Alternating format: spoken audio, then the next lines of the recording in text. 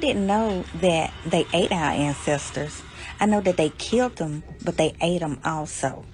Like at a barbecue or something like that. Cut them up. Everybody ate and rejoiced. If you don't believe me, I'll let you see the book. Here it is.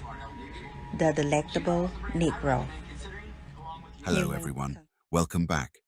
Imagine a world where one group of people thrives by feeding, physically, economically, and even sexually, on the suffering of another. A world where dependency is masked as dominance and consumption is disguised as civilization. This world is not fiction. This world is history. Slavery in the United States was more than just forced labor. It was a system of human consumption, a parasitic relationship where white enslavers feasted on black bodies in ways that were literal, symbolic, and systemic.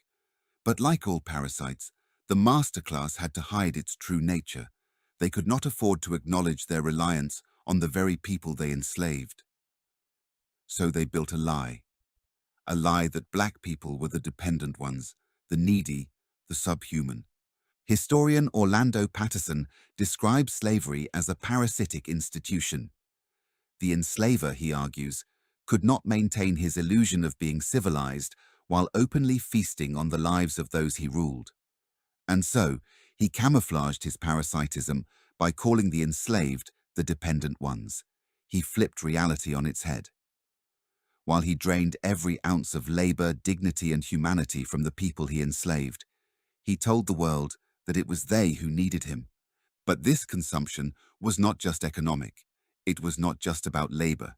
It extended into more grotesque, more terrifying realms of literal and metaphoric consumption. When discussing the history of the transatlantic slave trade, it also combined with a crucial, dehumanistic thing called white cannibalism. Consuming the flesh or body parts of one's own species is known as cannibalism.